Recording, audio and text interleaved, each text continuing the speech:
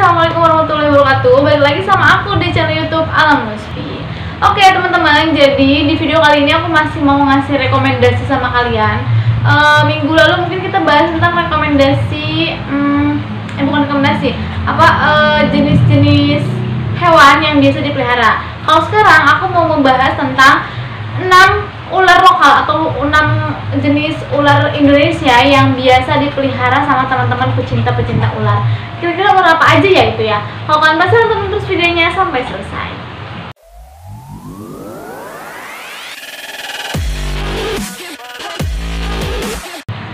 Jadi aku punya 6 rekomendasi ular yang ular lokal ya, ular lokal atau ular asli Indonesia yang biasa dipelihara sama orang-orang Indonesia. Nih aku rekomendasiin yang pertama, mungkin kalian juga ada yang udah punya atau yang sering banget lihat gitu. Kalau misalkan kalian ke taman terus ada yang suka rame-rame tuh, yang gathering itu suka lihat. Nah itu yang biasa banyak dipelihara itu adalah ular piton atau biasa disebut Reticulatus piton, atau juga orang-orang kampung nyebutnya ular sanca atau sanca kembang, atau juga disebut ular sawah. Pokoknya banyak lah penyebutannya. Di daerah kalian apa nih penyebutannya? Silahkan komen di bawah. Nah fotonya udah aku tunjukin tadi. Itu namanya ular piton. Jadi kenapa orang-orang ini banyak yang melihara ular piton? Ular piton itu adalah ular terpanjang ya teman-teman. Ular terpanjang di dunia yang udah tersebar di seluruh Indonesia, kecuali di Papua mungkin. Papua mungkin belum ada kali ya ular ini, atau belum tersebar. Nah, ular ini tuh banyak banget dipelihara. Kenapa banyak banget yang melihara ular ini? Karena motifnya yang bener-bener unik. Terus juga dia bisa besar kan, makanya orang-orang pada tertarik untuk melihara ular ini, kayak gitu. Terus juga ada lagi ular ini tuh dipeliharanya gampang, tapi ini aku saranin walaupun sebenarnya ular ini tuh termasuk ular yang harganya relatif murah dan banyak banget kayak pemula-pemula pada beli atau lebih milih ular si si Reticulatus piton ini. Sebenarnya teman-teman, ular ini nggak rekomendasi untuk para pemula atau para orang-orang yang baru banget pengen melihara ular tapi dia bingung mau milih ular apa, terus akhirnya dia milih ular yang lebih murah atau namanya Reticulatus piton ini. Nah itu sebenarnya kesalahan di situ ya, karena Reticulatus piton ini bener-bener harus butuh penanganan ekstra. Dia kan bisa jadi panjang gitu kan, bener-bener panjang, namanya juga ular terpanjang di dunia, dan bisa besar. Itu karakternya kalau udah besar atau kalau udah panjang, udah besar lah intinya, itu tuh kayak balik lagi ke asalnya gitu, ke aslinya. Jadi emang kalian kalau beli kan biasanya dari baby atau mungkin ada dari teman kalian yang udah jinak gitu kalian beli ya. Nah itu sih masih ukuran biasa aja, menurut aku itu wajar. Cuma kalau dia udah besar itu kembali lagi ke jati dirinya, kayak lebih agresif gitu loh. Apalagi kalau misalkan dia nanti mau mau kalian breeding atau lagi gitu, atau lagi hamil atau lagi apa, kan itu lebih agresif. Apalagi kalau mau makan, kalian aja kalau mau makan udah ini ya, apalagi ular gitu kan, kayak lebih agresif aja gitu kalau udah besar. Jadi aku sih nggak nyaranin untuk pemula kalian melihara ular Reticulatus piton ini. Nah ada sih banyak mungkin ular-ular untuk pemula ya, ular lokal untuk pemula yang harganya relatif murah yang bisa kalian beli, kecuali ular Reticulatus piton ini. Atau kalian bisa cek di video aku, ada juga tentang rekomendasi ular-ular lokal untuk pemula yang harganya sama kayak Reticulatus piton ini. Pokoknya aku nggak saranin ya untuk para pemula melihara Reticulatus piton ini. Oke, yang kedua ada ular pelangi. Kalian mungkin udah nggak asing juga ular pelangi. Aku juga udah pernah melihara ular pelangi dan aku udah pernah bahas ular pelangi di video aku. Kalian bisa cek aja, mungkin ada juga. Aku lupa bahasnya apa, soalnya udah lama banget aku bahas. Nanti kalau misalkan kalian ada yang mau bahas lagi silahkan. Dulu aku punya sekitar banyak ya, jadi udah ada yang minat juga beli ke aku, ya udah silakan aku kasih aja, aku beli aja gitu. Aku jual aja ke orang-orang yang punya. Karena aku nggak terlalu ular pelangi aku tahu ini, soalnya makannya kodok, jadi aku susah gitu ngasihnya. Aku nggak itu kodok duli gitu loh. Oke, kenapa orang-orang ini pada melihara ular pelangi? Aku jelasin dulu sebenarnya. Kenapa ular pelangi disebut ular pelangi? Karena coraknya atau sisiknya itu berwarna seperti pelangi ya. Kalian bisa lihat deh di ular pelangi ini warnanya, terus ininya kayak bener-bener menyerupai warna pelangi gitu kan. Terus juga ular ini sangat cocok untuk pemula. Yang tadi aku bilang kenapa para pecinta ular atau ular pemula, para orang-orang yang pemula nyari ular itu biasanya direkomendasi ular pelangi, karena emang ular pelangi cocok untuk pemula. Selain ular ini termasuk ular yang kalem atau yang anteng, ular ini juga kalau misalkan dia marah nggak gigit ataupun nggak nyerang. Kalau ular lain kan kalau misalkan pada saat mereka marah atau pada saat mereka merasa terancam itu akan menggigit atau menyerang si musuhnya atau si yang dia ngerasa ini bahaya tuh, langsung dia akan nyerang atau gimana. Tapi ular ini nggak sama sekali. Kalian bisa lihat aja atau tonton aja di video aku yang tentang ular pelangi ini ya. Dan yang ketiga itu aku cepetan nggak sih ngomongnya? Cepetan ya. Sorry. Dan yang ketiga ini ada ular monopohon atau ular buahnya Indonesia. Nah, kenapa sih kan disebut ular buahnya Indonesia? Kakak lagi. Kenapa sih disebut ularnya Indonesia? Maaf teman-teman, aku masih muda kok teman-teman. Kamu aku disebut tua. Oke.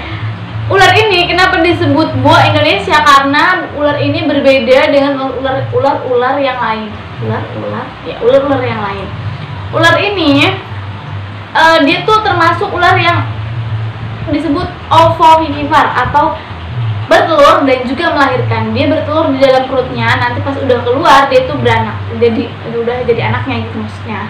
Nah, aku juga belum pernah ngeliat ya proses dia bertelur dan melahirkannya. Ini kayaknya kita lagi proses kita udah nggak ada ya? Iya, nggak ada. Kita udah sold kalau ular monopohon atau ular buah Indonesia, adanya yang buah ini ya, import ya.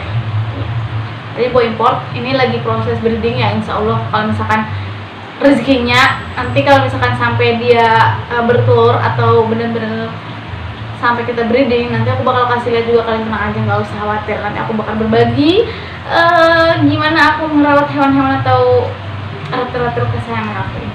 Oke, jadi tenang aja. Nah, balik lagi ke si monopohon atau buah Indonesia. Buah Indonesia ini disebut buah yang tadi aku bilang, dia termasuk hewan ovovivipar. Ukurannya juga lebih ukurannya ini ya, beda-beda ya. Ada yang lebih kecil karena ular monopohon kan tinggalnya di pohon. Jadi ya dia benar-benar 90%-nya atau 90%nya benar-benar hidup di pohon gitu. Kalau ke bawah pun dia paling nyari makan doang gitu. Jadi kalau misalkan kalian melihara ular monopohon ini, itu harus di kandangnya harus kalian taruh pohon-pohon gitu atau ranting-ranting. Nah, untuk lebih jelasin tentang ular monopohon, aku juga pernah bahas ular ini. Jadi kalian silahkan tonton aja di video aku tentang ular monopohon. Tenang teman-teman, pokoknya tentang ular beneran, tentang reptilan itu udah aku bahas banyak banget di video di channel Alam Luspi ini. Jadi buat kamu nih yang baru banget datang di channel aku, baru banget nonton di video Alam Luspi ini, atau tiba-tiba kalian nonton video yang lain di beranda YouTube kalian masuk gitu channel aku, video aku, terus kalian nonton, pas banget kebetulan nonton video ini. Pokoknya tenang aja, di channel aku ini udah banyak banget kita membahas tentang reptil, termasuk ular ya, terutama ular maksudnya. Terutama ular, ada konstek, apalagi konstek banyak banget karena emang aku meliharanya konstek semua kan rata-rata. Terus juga leopard gecko, apalagi aku ada leopard gecko juga. Dan ular-ular yang lain monopohon, terus juga ada boa, belpiton dan lain. Pokoknya kalian bisa cek aja di playlist Alam Luspi atau di video Alam Luspi. Yang kalian butuhkan mungkin ada di sini tentang perularan. Dari mulai merawatnya sampai sampai di breeding atau sampai dia jadi babynya, benar-benar jadi babynya, itu udah aku bahas benar-benar. Nah, kalau misalkan kalian nih yang butuh juga, maaf ini aku mau promosiin dulu ya.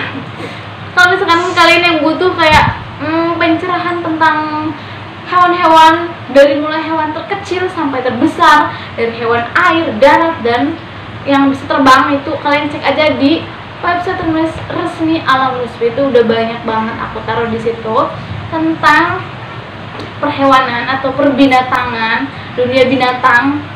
Tapi nama websitenya Alam Luspi aja ya. Pokoknya kalian cek aja di situ. Itu udah semuanya lengkap banget tentang hewan-hewan. Dan jangan lupa juga follow Instagram dan akun sosial media Alam Lutfi lainnya, biar kalian gak ketinggalan info-info menarik atau tentang giveaway gitu di Instagram Alam Lutfi. Siapa tahu ada, kalian cek aja atau follow aja, oke? Oke, next lanjut ke nomor 4. Nomor 4 kira-kira ada apa ya? Oke, jadi yang nomor selanjutnya itu ada ada ular jali atau ular poros. Sebenarnya ular ini dua jenis ular yang berbeda, tapi kerap kali disebut mirip atau sama karena emang karakternya juga nggak jauh beda, terus corak dan panjangnya juga nggak jauh beda sama ular jali atau ular poros ini ya. Dua-duanya hampir mirip, hampir tidak bisa dibedakan gitu. Nah, kenapa kenapa orang-orang pada melihara ular jali? Karena ular jali ini sebenarnya cocok banget buat orang-orang yang suka tantangan ya teman-teman. Ular jali ini bersifat aktif dan juga agresif. Namun tenang aja, dia nggak berbisa dan masih bisa dijinakkan. Terus harganya juga relatif murah dan terjangkau, sama kayak ular sanca atau ular piton itu. Bahkan nggak jarang kalau misalkan ada yang beli ular ini lebih murah daripada si ular Reticulus piton.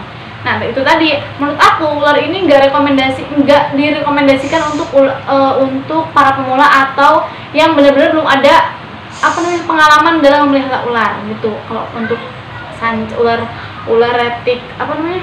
ular jali atau ular poros ini aku nggak rekomendasiin buat para pemula atau yang benar-benar belum ada pengalaman. Dia tuh cenderung aktif loh, jadi kita ambil aja sudah.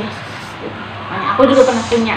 Mungkin di awal-awal video banget dulu 2000 yang lalu, 2020 berapa, aku pernah punya ularnya, cuma nggak tahu kemana tiba-tiba hilang tuh di kawasan, tiba-tiba hilang.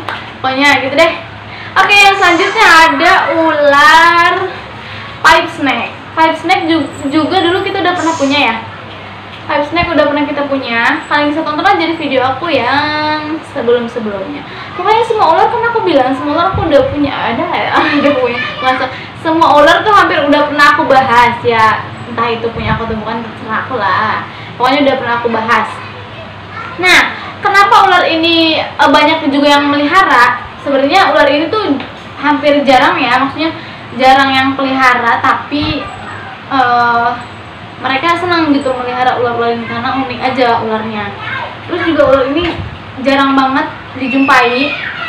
Namun nih menurut aku untuk pemula bolehlah dicoba untuk koleksi ular pertama kalian. Jadi pipe snake ini untuk pemula boleh dicoba gitu untuk jadi koleksi ular pertama. Tapi kalau untuk rekomendasi ya gimana ya? Coba kalian ini aja lah, lihat-lihat dulu gitu. Kalau untuk rekomendasi kalian lihat-lihat dulu aja tentang pipe snake ini. Karena karakternya ini cenderung jarang menyerang ya. Walaupun cenderung jarang menyerang, dia harus membutuhkan perawatan yang benar-benar khusus kayak gitu untuk si pipe snake. Oke, yang selanjutnya ada ular gonyong soma. Gonyong soma. Aduh, aku nggak tahu namanya ular apa yang. Aku tahunya ular yang suka dimainin di snack show atau di tempat-tempat itu, tapi nggak tahu aku ularnya ular apa. Gonyosoma ya. Gonyosoma. Kan gonyosoma. Ada nggak nama lain dari gonyosoma? Apa? Oh iya, ada nggak nama lain dari ular gonyosoma ini? Silahkan komen di bawah ya teman-teman. Nah, aku nggak tahu. Aku tahu ularnya, tapi aku nggak tahu nama ularnya apa gitu. Nah, ular ini aku juga nggak ngerekomendasiin buat teman-teman yang baru banget pengen melihara ular atau benar-benar nggak ada pengalaman di melihara ular sama sekali gitu. Aku nggak rekomendasiin karena ular ini biasanya yang punya ular ini tuh orang-orang yang sering main di snack show. Snack show tuh kayak kalau misalkan di kerumunan di gathering dia suka ada nampilin snack show gitu kan, atau atraksi barang ularnya. Nah, itu ular yang biasa dijadiin atraksi itu ya namanya ular gonyosoma tadi. Itu cenderung dia agresif, terus juga emang dilatihnya mungkin untuk snack show gitu ya. Tapi ya tenang aja teman-teman, ular ini tidak berbahaya atau tidak berbisa. Mungkin berbahaya karena menggigit kan berbahaya. Maksudnya tidak berbisa. Kalau misalkan digigit pun kalian nggak bakal kayak kena gigitan atau kena semprotan ular kobra ya. Dia tuh benar-benar tidak berbisa gitu. Si ular gonyosoma ini tidak berbisa. Dan ular-ular yang aku sebutin dari awal sampai akhir itu semuanya tidak berbisa. Aku masalah sama kalian ular-ular yang bener-bener semuanya tidak berbisa. Pokoknya aku juga nggak berani ya kayak melihara atau ngasih tau kalian tentang ular-ular yang berbisa gitu loh. Intinya semua ular yang aku sebutin atau semua video-video ular yang aku ceritain, aku bikin video di YouTube aku ini, itu semuanya tidak berbisa, jadi aman-aman aja. Oke teman-teman, cukup sekian videonya dari aku karena udah panjang lebar juga. Kalau misalkan ada rekomendasi dari kalian, mau rekomendasi apa silahkan komen di bawah. Jangan lupa tonton terus semua video-video Alam Lutfi. Kalau misalkan ada waktu atau kalian benar-benar lagi nyari referensi buat melihara buat ngerawat apa gitu kan, ular atau reptil, kalian bisa cek aja di video-video aku sebelumnya. Oke, terima kasih banyak yang udah nonton, semoga kalian sehat selalu. Bye bye, sampai ketemu lagi di video yang akan datang. See you, wassalamualaikum warahmatullahi wabarakatuh.